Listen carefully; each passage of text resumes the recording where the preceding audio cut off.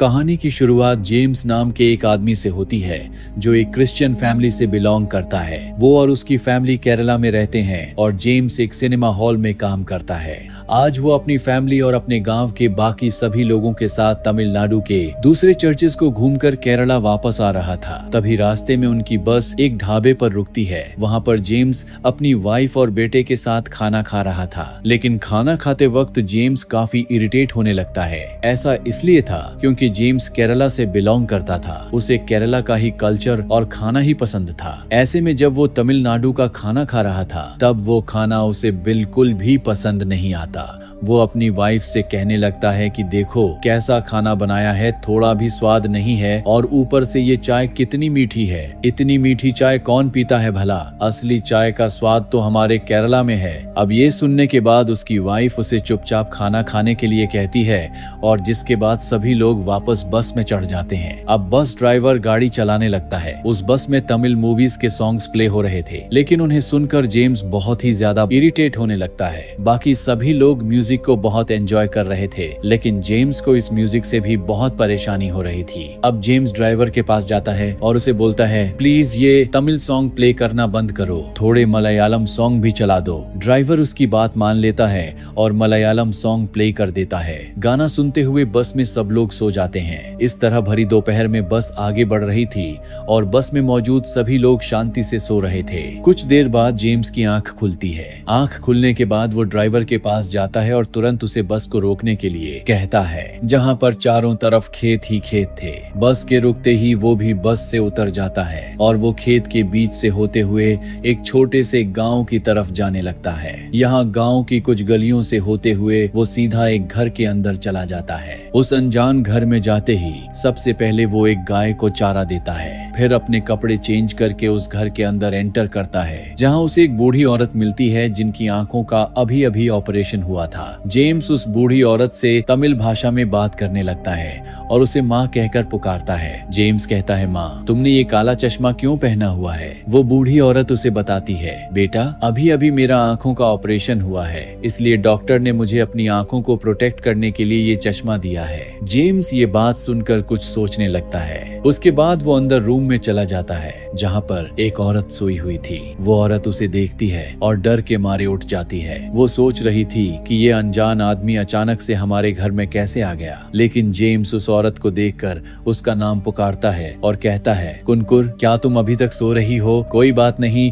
मैं अपने लिए खुद चाय बना लेता हूँ और तुम्हारे लिए भी बना दूंगा। वो अपना शर्ट बदलते हुए चाय बनाने के लिए किचन में चला जाता है। चाय बनाते वक्त वो देखता है कि किचन में कोई भी सामान नहीं है, सब राशन खत्म हो चुका है। ये देखकर वो कुनकुर से कहने लगता है, किचन का सारा सामान खत्म हो गया है और तुमने अभी तक मुझे बताया नहीं। उसके बाद तुरंत वो वहाँ से एक थैला उठाता है और राशन का सामान लेने के लिए घर से बाहर जा ही रहा था कि तभी घर के दो मेंबर वहाँ पर आ जाते हैं जिन्हें जेम्स पहचान रहा था। वो उनसे कहता है, मैं अभी जाकर बाजार से सामान लेकर आता हूँ। अब वो लोग जेम्स को बाइक ले जाते हुए देखते हैं, लेकिन वो कंफ्यूज हो गए थे क्योंकि उन्हें समझ नहीं आ रहा था कि ये आदमी कौन है और हम सबको कैसे जानता है। मतलब जेम्स अपने परिवार को उस बस में छोड़कर ऐसा बिहेव कर रहा था कि मानो वो इसी परिवार का हिस्सा हो, जबकि वहाँ पर उसे कोई भी नहीं पहचान रहा था। जेम्स बाइक लेकर वहाँ से चला जाता है। वहीं उस घर के लोगों को लगता है कि जरूर ये कोई चोर होगा जो बाइक लेकर भाग रहा है, इसलिए सभी लोग उसके पीछे चोर चोर चिल्लाते हुए भागने लगते हैं। वहीं दूसरी तरफ हम देखते हैं कि जेम्स की जो एक्चुअल वाइफ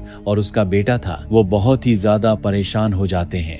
उन्हें जेम्स की बहुत चिंता होने लगती है। वो सभी लोग जेम्स को ढूंढते हुए उस गांव के अंदर आ जाते हैं। यहाँ पर जेम्स अपनी वाइफ और बेटे के सामने उसी बाइक पर बैठकर ऐसे निकल जाता है जैसे कि वो उन दोनों को जानता ही नहीं हो, और वो दोनों ये देखकर बहुत हैरान हो जाते हैं। उस गांव के लोग भी जेम्स की हरकत को देख रहे थे और उन्हें भी कुछ समझ नहीं आ रहा था। जेम्स की वाइफ और वो गाँव वाले सोचने लगते हैं कि ये आदमी इस तरह अजीब बर्ताव क्यों कर रहा है। वहीं उस घर में कुनकुर को ऐसा फील होने लगता है कि जेम्स उसे जिस तरह से आवाज दे रहा था वैसे तो सिर्फ उसे उसका पति बुलाता था। वहीं अब जेम्स गांव के एक खेत के अंदर चला जाता है और वो वहां की फसल चेक करने लगता है, जिसके बाद वो वापस गांव के अंदर आने लगता है। वहां पर जेम्स की बस का एक आदमी गांव के एक आदमी को लेकर जेम्स को ढूंढ रहा था, लेकिन जेम्स उन्हें कहीं भी नहीं मिलता। हम देखते हैं कि जेम्स एक मंदिर में आ जाता है। जेम्स एक क्रिश्चियन होने पर भी वो मंदिर में हाथ जोड़कर पूजा करता है। यहाँ से निकलकर जेम्स एक जगह पर जाता है जहाँ पर काफी सारे आदमी बैठकर बात कर रहे थे। अब जेम्स भी इन लोगों के साथ बातचीत करने लगता है कि मानो वो इन सभी लोगों को पहले से ही जानता हो, लेकिन वो लोग तो जेम्स को पहचान ही नहीं रहे थे। वो लोग बहुत हैरान थे क्योंकि जेम्स वहाँ मौजूद सभी लोगों के नाम तक जानता था। अब जेम्स वहाँ से चाय पीने के लिए चला जाता है जहाँ वो एक चाय ऑर्डर करता है। यहाँ हम नोटिस करते हैं कि थोड़ी देर पहले एक तमिलनाडु के होटल में मीठी चाय से इरिटेट होने वाला जेम्स अब खुद ही चाय में और ज्यादा शक्कर डालकर मजे से पी रहा था। खैर, चाय पीने के बाद जेम्स गांव के अंदर चला जाता है जहां पर गांव के कुछ लोग तमिल गाने पर डांस कर रहे थे और ये वही गाने थे जो थोड़ी ही देर पहले बस में बज रहे थे, जिन्हें सुनकर जेम्स बहुत इरिटेट हो रहा था। लेकिन अब जेम्स उन्हीं गानों को सुनकर उनके साथ डांस करने लगता है। वहीं गांव वाले मिलकर जेम्स को अभी भी ढूंढ रहे थे। दूसरी तरफ कुनकुर की बेटी स्कूल से घर आ जाती है। वो घर पर आने के बाद अपने दादाजी और माँ को बहुत डांटने लगती है। वो कहती है, एक अनजान आदमी हमारे घर पर आकर हमारे पापा की बाइक लेकर भाग गया और आप लोग बस देखते ही रह गए। आखिर आप लोग कर क्या रहे थे? आपने उसे रोका क्यों नहीं? वहीं अब शाम होने पर जेम्स एक दारू के अड्डे पर चला जाता है जहां वो काफी दारू पीता है और तमिल मूवी के सॉन्ग्स और डायलॉग्स भी बोलने लगता है। वो काफी नशे में हो गया था और डांस भी करने लगता है। उसे देखकर ऐसा लग रहा था कि बहुत दिनों बाद वो आज खुश हुआ है। रात होने पर वो राशन का सारा सामान लेकर घर वापस आ जाता है। घर पर आने के बाद वो बूढ़े आदमी से बोलता है, मैं सारा सामान लेकर आ चुका हूँ, अगली बार सामान खत्म होने पर मुझे टाइम पर बता देना ताकि मैं राशन का सामान टाइम पर ले आ सकूं। तभी वहाँ जेम्स के गांव वाले और उसकी वाइफ भी आ जाती है। उसकी वाइफ उसे कहने लगती है, आप ये तमिल भाषा में क्यों बात कर रहे हैं और इस तरह का अजीब बर्ताव भी क्यों कर रहे हैं, जैसे कि आप हमें जानते ही नहीं हो। उसके बाद जेम्स के गांव वाले भी उसे बस में बैठकर केरला चलने के लिए कहते हैं, लेकिन जेम्स को कुछ समझ नहीं आ रहा था। वो उनकी बात मानने से इनकार कर देता है। उसके बाद यहाँ कुनकुर के गांव वाले उस पर बहुत गुस्सा होने लगते हैं। वो उसे कहते हैं, तुम सुबह से हमारे गांव में ऐसे घूम रहे हो जैसे कि तुम इसी गांव के रहने वाले हो। क्या तुम इस गांव में चोरी करने के इरादे से आए हो? अब ये सब कुछ सुनने के बाद जेम्स को बहुत गुस्सा आता है। वो कहने लगता है, कौन कहता है कि मैं इस गांव का हिस्सा नहीं हूँ? मैं कल्याण सुंदरम इसी गांव में पैदा हुआ, इसी गांव में पला बड़ा हूँ और यहीं मेरे दादा परदादा भी जन्मे थे। अब अगर किसी ने मेरे बारे में उल्टा सीधा बोला तो मैं किसी को नहीं छोड़ूंगा।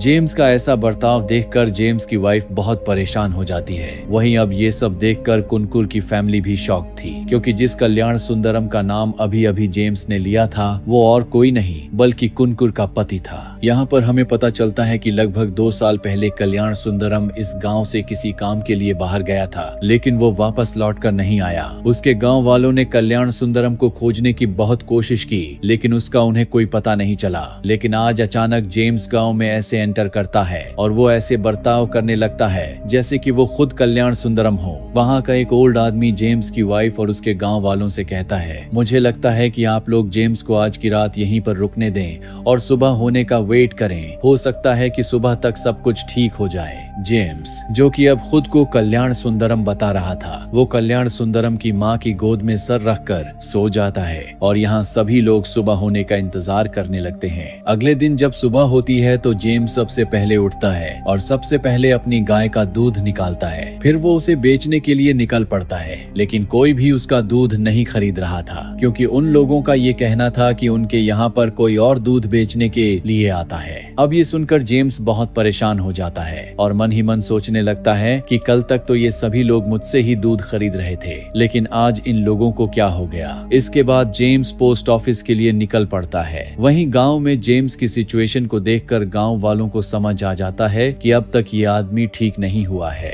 ऐसे में जेम्स के गांव वाले ये सजेस्ट करते हैं कि हम उसके खाने में बेहोशी की दवा मिला देते हैं, फिर हम उसे उठाकर बस में बिठा देंगे और अपने साथ केरला ले जाएंगे। आएंगे। उधर जेम्स पोस्ट ऑफिस पहुंच जाता है और अपने पैसे निकालने के लिए रिसीट फिल करता है। उस पोस्ट में बैठा हुआ अकाउंटेंट उसे कहता है, तुम्हारे सिग्नेचर तो मैच कर रहे हैं, लेकिन तुम्हारा चेहरा तो सुंदरम से मैच ही नहीं कर रहा, तुम सुंदरम नहीं हो। जेम्स उन्हें कहता है, क्या बात कर रहे हो, अभी कुछ दिन पहले ही तो मैं यहाँ से पैसे लेकर गया था और आज आप मुझे पैसे देने से इनकार कर रहे हैं। मुझे कुछ समझ नहीं आ रहा है। जेम्स को कुछ समझ नहीं आ रहा था कि उसके साथ क्या चल रहा है। वो सोच रहा था कि कोई मुझे पहचान क्यों नहीं रहा है। खैर, वो गांव में जाने के लिए निकल जाता है। तभी वो वहाँ पर देखता है कि एक मंदिर बन रहा है। जेम्स सोचता है कि कल तक तो ये मंदिर यहाँ पर नहीं था, आज अचानक कहाँ से आ गया। अब बहुत परेशान होकर जेम्स अपने चेहरे पर हाथ रखता है। तब उसे एहसास होता है कि उसकी दाढ़ी बढ़ चुकी है, इसलिए अब वो दाढ़ी बनवाने के लिए एक सलून में चला जाता है। वहाँ जाकर वो लड़के से कहता है, तुम्हारे चाचा को बुलाओ, मैं हमेशा उन्हीं से दाढ़ी बनवाता हूँ। ये सुनकर वो आदमी हैरान हो जाता है और कहता है, उन्हें मरे हुए तो 6 महीने बीत चुके हैं, ये देखो उनकी तस्वीर, लगता है तुम यहाँ नए आए हो। उसके बाद जेम्स तस्वीर को देखता है तो उसका दिमाग घूम जाता है, क्योंकि उस फोटो में जो तारीख लिखी थी वो 2011 थी और वो सोचता है कि कल तो 2009 चल रहा था और आज अचानक 2011 कैसे हो गया। उसके बाद उसकी नजर शीशे में पड़ती है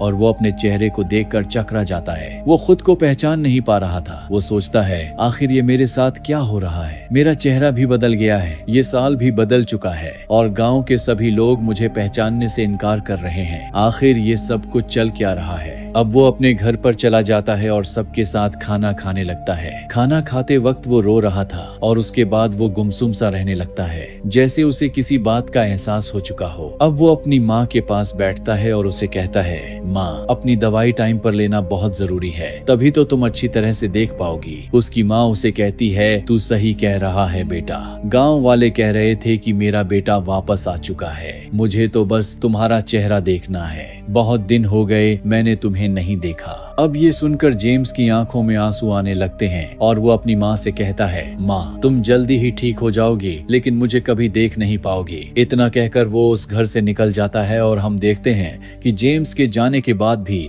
उसकी परछाई उस घर में ही दिख रही थी, यानी कि वो सुंदरम की आत्मा थी। जेम्स घर से निकलने के बाद वहाँ पर सो जाता है। दोपहर का वक्त था और कुछ देर सोने के बाद जब उसकी आंख खुलती है तो जेम्स सुंदरम को भूल चुका था और वो देखता है कि ये मैंने कैसे कपड़े पहने हुए हैं। उसके बाद जेम्स अपनी वाइफ और बेटे को अपने गले से लगाता है और उन दोनों को और गांव वालों को भी समझ आ जाता है कि जेम्स अब ठीक हो चुका है। उसके बाद जेम्स अपने परिवार और गांव वालों के साथ केरला जाने के लिए उस बस में बैठ जाता है और उनकी गाड़ी निकल पड़ती है और हम देखते हैं कि एक कुत्ता उनकी बस का पीछा करता है। इसी के साथ यह कहानी यहीं पर खत्म हो जाती है। आपको क्या लगता है, क्या जेम्स के शरीर में सच में सुंदरम की आत्मा आई थी, या फिर जब जेम्स ड्राइवर को मलयालम गाने प्ले करने के लिए कहता है और सभी लोग सो जाते हैं, तो क्या ऐसा हो सकता है कि उसे दोपहर का सपना आया हो और उस सपने में उसने ये सारी घटना देखी हो। दरअसल ऐसा हो भी सकता है, क्योंकि दोपहर में जब हम सोते हैं तो हमें अजीब तरह के सपने आते हैं जिन्हें हम कुछ ही देर में भूल जाते हैं। तो ये घटना जेम्स का एक सपना भी हो सकती है या फिर सुंदरम की आत्मा भी उसके शरीर में आई हो सकती है।